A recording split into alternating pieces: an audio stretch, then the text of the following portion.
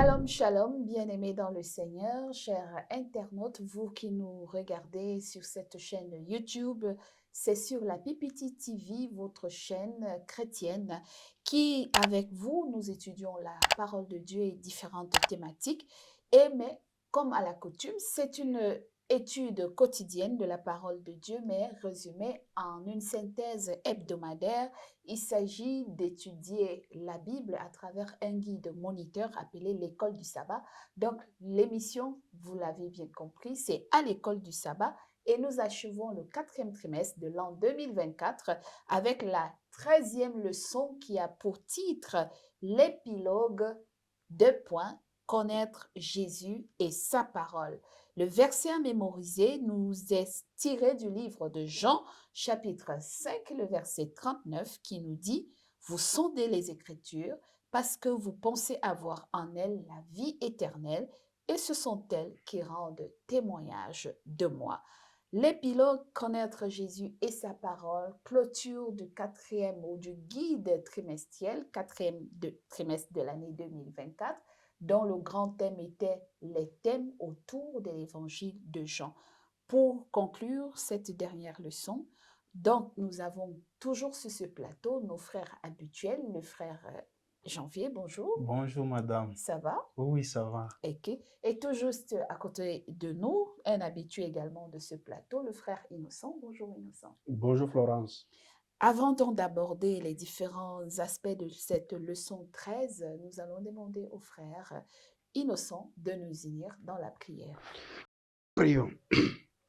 Éternel notre Dieu, nous voulons te louer et te magnifier parce que à ces instants, tu permets encore une fois à ce que nous puissions nous retrouver sur ce plateau pour t'écouter nous parler.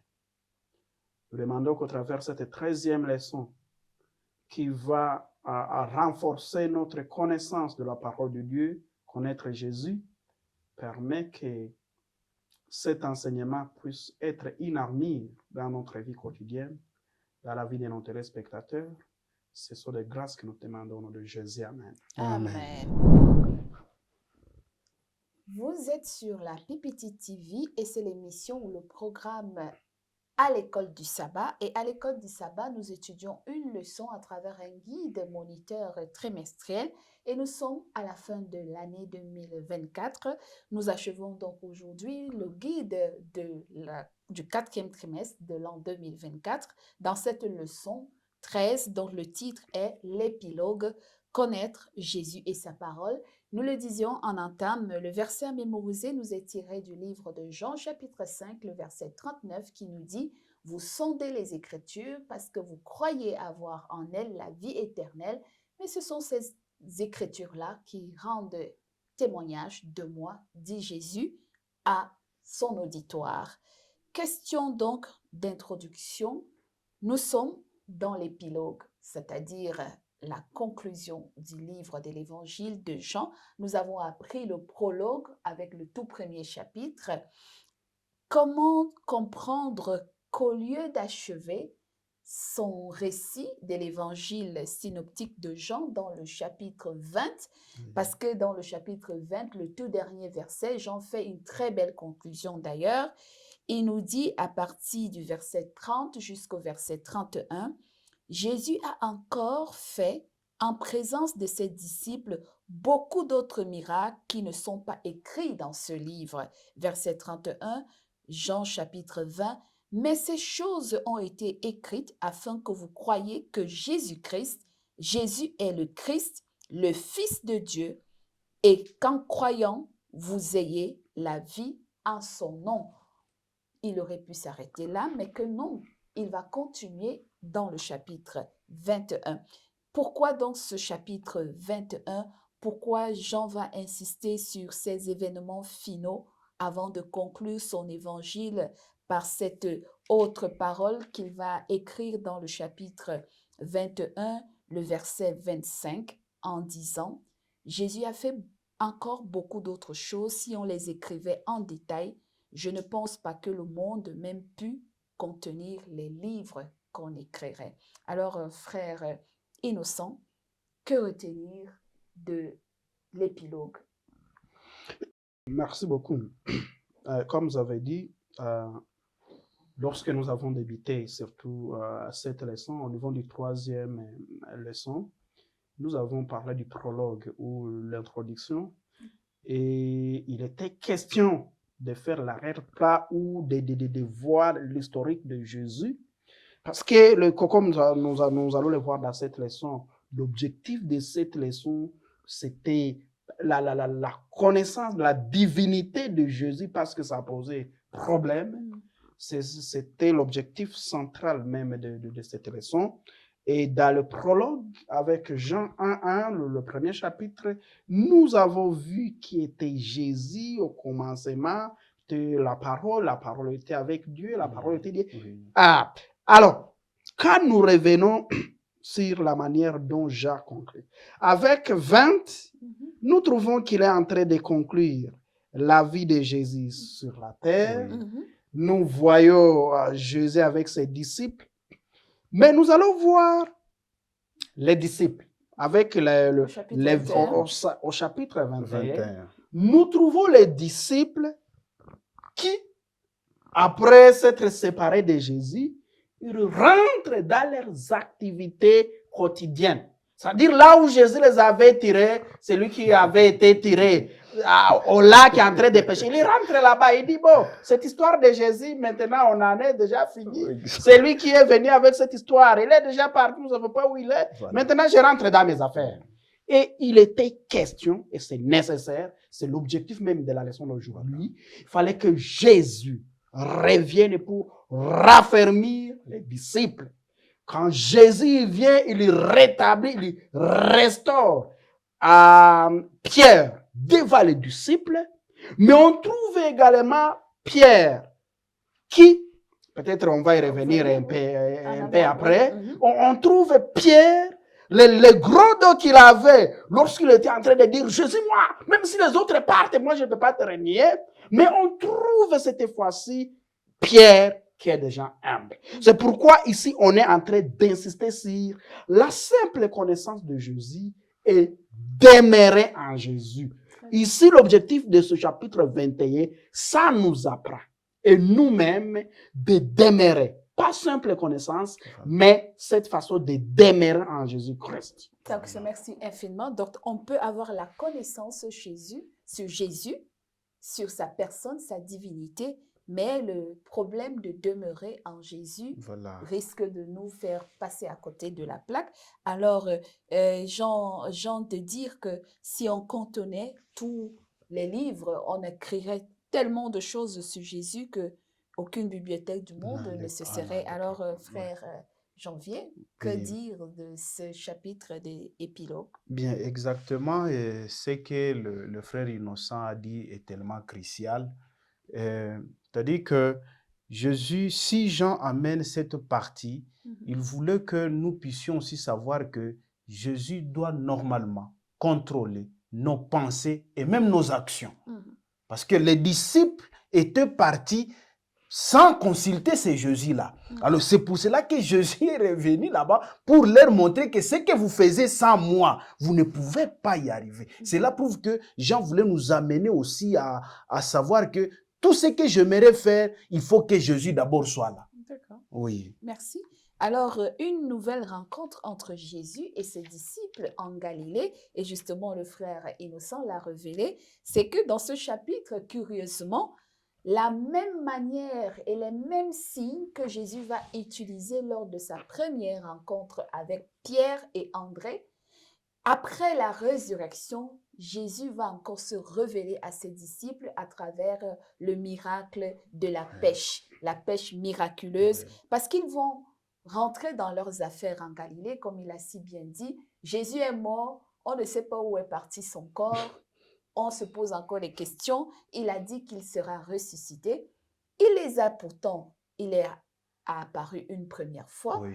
et puis il a dit, je reviens. Ils se disent, il est parti où? Et Pierre dit aux autres, allons faire la pêche, Ouais, on avait l'habitude. Ils se retrouvent toujours au bord du lac de Galilée. Et à ce moment, Jésus apparaît. Toute la nuit, ils ont pêché. Comme la première fois, il rencontre Pierre et André. Ils ont pêché toute la nuit, aucun poisson. Et Jésus leur dit, jetez le filet de l'autre côté. Voilà. Et ils vont pêcher beaucoup de poissons. Et quand le filet va se tirer, c'est là où Jean va leur dire, c'est le maître. Voilà. Et Pierre se rend compte effectivement que le même signe qui avait été donné au départ avant leur conversion, c'est le même C'est signe le que même Jésus signe. utilise. Pourquoi Jésus utilise-t-il donc le même signe et le même miracle pour rencontrer la foi des disciples et surtout la foi de Pierre, frère Innocent? Bon, merci beaucoup. Vous voyez, ce que Jésus faisait dans la plupart des cas, c'était vraiment pédagogique. Mais nous trouvons également, des fois, nous nous posons des questions. Les gens qui ont, même dans la leçon précédente, nous trouvons lorsque Jésus se montre à Marie de Magdala, quand Marie est aveuglée par des tristesses, et elle demande si c'est toi qui as pris le corps, est-ce que tu peux me le remettre? Mais quand Jésus appelle Marie, Elle reconnaît la Marie foi. reconnaît que c'est le maître, c'est Jésus, et elle répond maître. On trouve ici aussi les disciples, quand Jésus leur dit jetez de côté, bon, ils jettent. Mais lorsqu'ils tirent et trouvent que les poissons se louent, ils disent non, non, celui-ci. Ça, c'est un signe du Ah, maître. ça c'est un signe. Du Et maître. donc, ça veut dire que Oui. ces gens, Mm. au pied de Jésus, c'est vrai d'une manière ou d'une autre, il y avait des choses, ils n'avaient pas pris Jésus au mot Mm. de sa crucifixion et la résurrection. Oui. C'est pourquoi ils étaient rentrés dans leurs activités. Oui. Mais quand même, ils n'avaient pas un serve vide avec Dieu. Parce qu'il y avait des traits, lorsqu'ils voient, ils se réfèrent à l'ancienne habitude, lorsqu'ils étaient avec Jésus, ils disent non, non, non, celui-ci c'est Jésus. Voilà, c'est une leçon aussi pour nous de ne pas toujours avoir un serve vide avec Dieu. Voilà. Voilà, le CV vide, ça veut dire qu'il y a toujours des signes par lesquels Très Dieu se bien, révèle à très nous. bien. Et si nous oublions ce signe, parfois nous passons à côté du message que Dieu nous envoie. Alors gardons toujours en mémoire ce Voilà. CV que nous avons toujours eu avec Dieu dans le passé. Ça peut être un signal que Dieu nous envoie dans le présent ou dans le futur pour que nous nous rappelons notre marche avec Jésus. Alors, que retenir? Parce que justement, le miracle, la pêche miraculeuse va parler beaucoup à l'apôtre Pierre. Dès que Jean va dire, ça c'est le maître.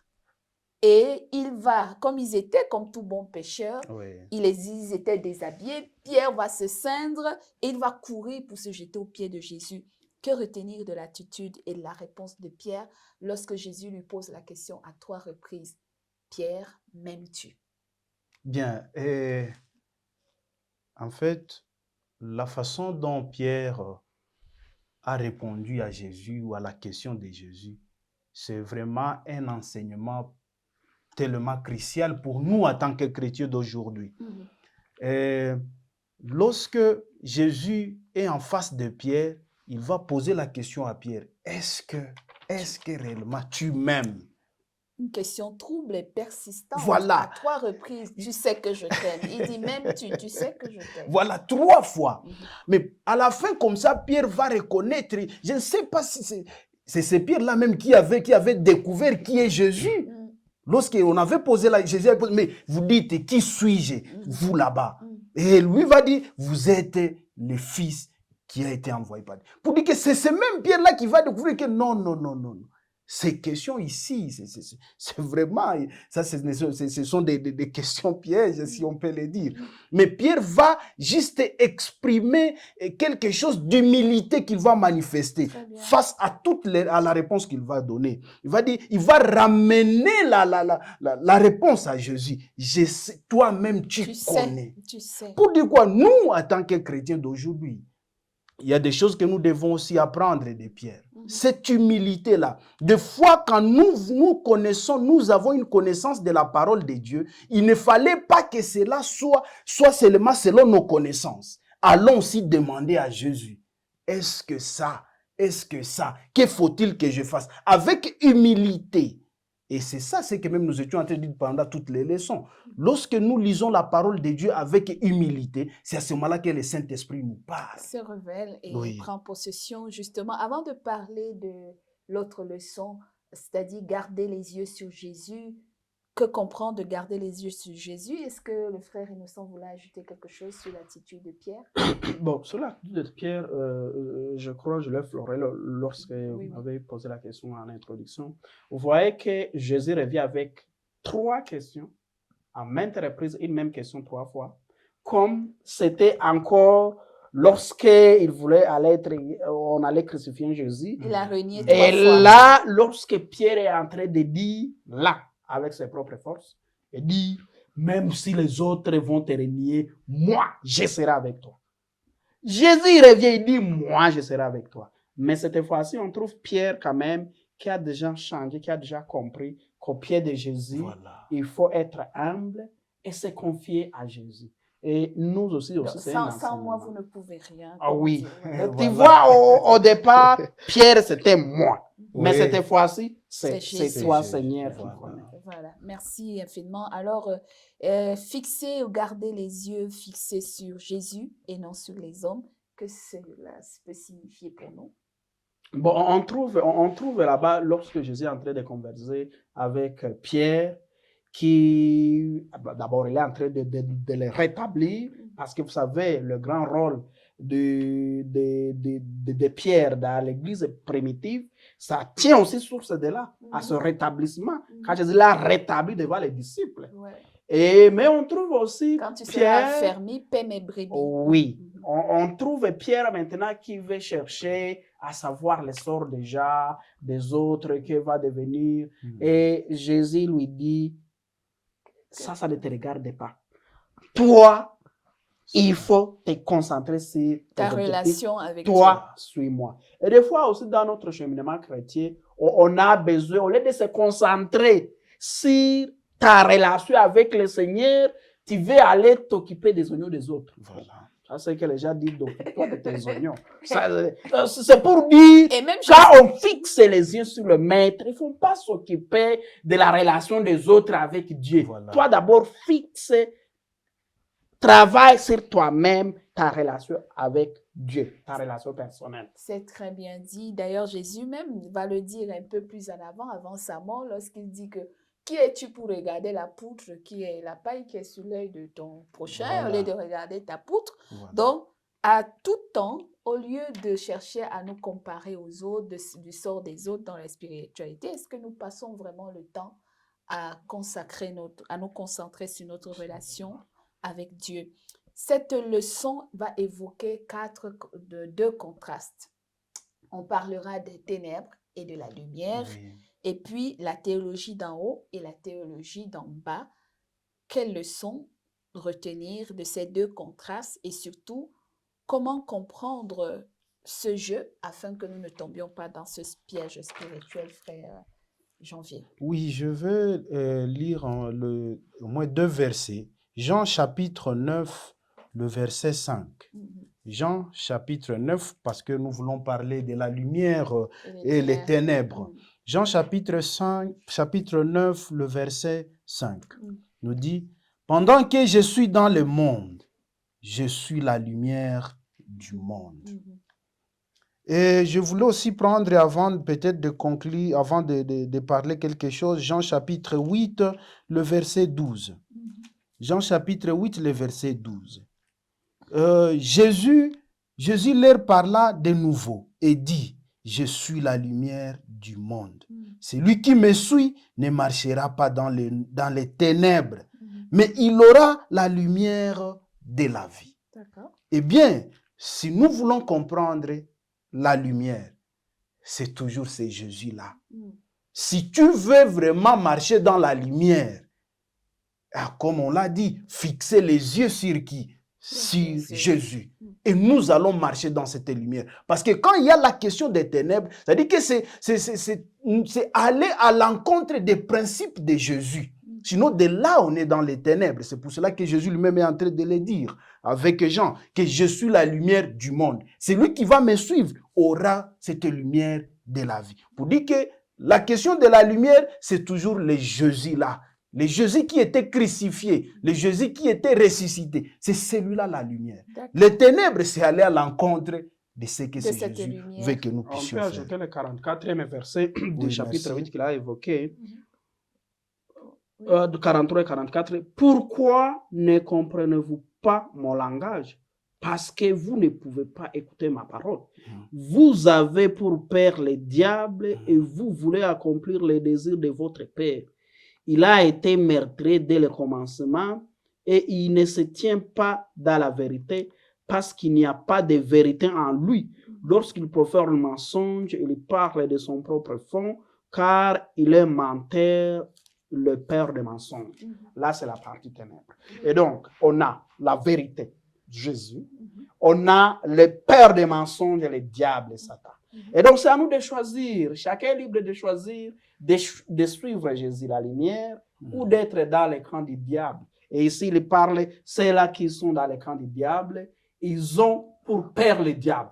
Et donc, le danger entre la théologie du bas et la théologie du haut, justement, c'est de comprendre que il y a parfois, nous créons autour de nous des dogmes et des croyances pour nous rapprocher de la parole de Dieu, et en même temps oublier, comme disait Jésus dans le verset à mémoriser, que nous sondons les Écritures parfois pour chercher en elles la vie éternelle, alors que la vérité de la vie éternelle, c'est la personne de Jésus. C'est ça que le verset à mémoriser. Donc, si toute connaissance théologique ne nous conduit pas à une réforme de notre caractère vis-à-vis de la personne de Jésus, à l'acceptation de la divinité de Jésus comme notre Seigneur et Sauveur, et que cette théologie nous éloigne de la personne de Jésus, nous devons encore nous poser la question si nous sommes dans le vrai, la vérité ou les ténèbres. Oui, peut-être je voulais demeurer aussi... en Jésus pour finir. Oui, je voulais aussi donner un verset par rapport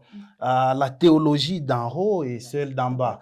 Nous allons un peu lire Jean chapitre 6, versets 14 et 15. Ces gens, ayant vu le miracle que Jésus avait fait, disaient: celui-ci est vraiment le prophète qui doit venir dans le monde. Alors, voilà un peu, c'est le verset 15 qui nous donne alors cette théologie d'en bas, de ces gens-là qui ont témoigné que c'est Jésus ici vraiment, il n'est pas de l'ordinaire. Il dit, et Jésus, sachant qu'ils allaient venir l'enlever pour le faire roi, se retira de nouveau sur la montagne, lui seul. Ça prouve que Jésus a découvert déjà les pensées. C'est comme vous l'avez dit, les dogmes de ces gens-là. Il disait que donc celui-ci, si on le met comme roi, les choses peuvent aller. C'est seulement ça ce que je voulais ajouter là. Alors, le frère innocent, pour finir, demeurer en Jésus, qu'est-ce qu'on retient? Là, on peut retenir le verset de Jean 12, 32 qui dit que quand il aura été élevé, il attirera les hommes vers lui. C'est ce que demeurer en Jésus, c'est demeurer dans sa parole. Il se révèle à nous à travers sa parole.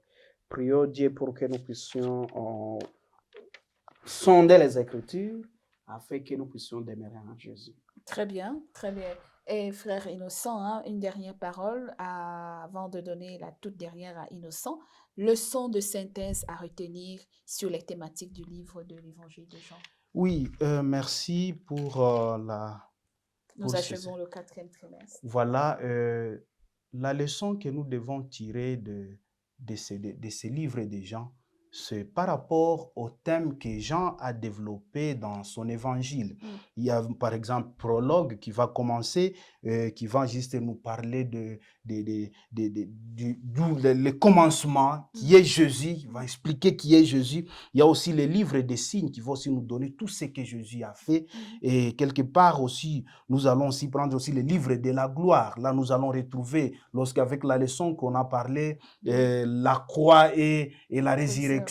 Pour dire que à la fin, alors c'est ça ce que nous sommes en train de parler aujourd'hui, l'épilogue, où on nous montre que c'est Jésus-là. Nous devons toujours associer Jésus dans tout ce que nous faisons. Et nous devons toujours tourner nos regards vers ce Jésus-là. Pour dire que avec ces chapitres ici, ou avec la leçon, il y a seulement une chose que je voulais que nous puissions tous comprendre, que Jésus seul est le chemin, la vérité et la vie. Si tu veux avoir la vie, il faut suivre ces Jésus. Très bien. Merci, frère Innocent.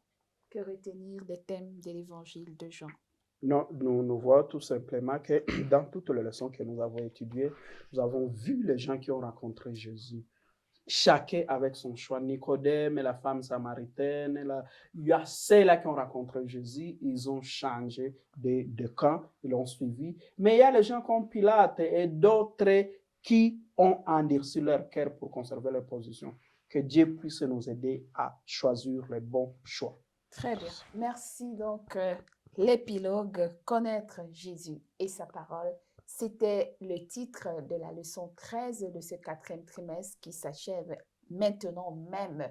La semaine prochaine, à l'entame de l'année 2024, alors qu'il nous reste, à l'entame de l'année 2025, alors qu'il nous reste encore une semaine, nous allons ensemble aborder un nouveau trimestre, celui du premier trimestre de l'an 2025, avec une nouvelle étude et un nouveau guide dont le titre est L'amour et la justice de Dieu. L'amour et la justice de Dieu, ça sera donc le guide du prochain trimestre de l'an 2025.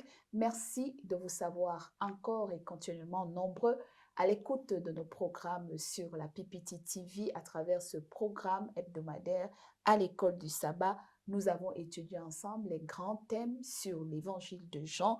Merci d'avoir été nombreux à participer, à aimer, à liker et à partager autour de vous ces différentes éditions. Nous osons espérer que ce sera le même chemin pour l'an 2025 si Dieu nous accorde tous le don et la grâce de son souffle de vie. Et par anticipation, nous voulons vous souhaiter à tous joyeuse et heureuse année 2025 sous le regard et sous la bienveillance de notre Dieu. Merci à notre brave technicien qui nous a toujours accompagnés, Ephraim Greg Timambo, dans la réalisation de cette émission et la post-production. Likez, partagez et abonnez-vous. Ne l'oubliez surtout pas. Merci. Nous allons nous séparer avec la prière du frère Janvier. Du haut des cieux, notre Père, par la puissance du Saint-Esprit, apprends-nous à compter seulement sur Jésus. Amen. Jusqu'à ce que tu viendras au nom de Jésus. Amen. Amen.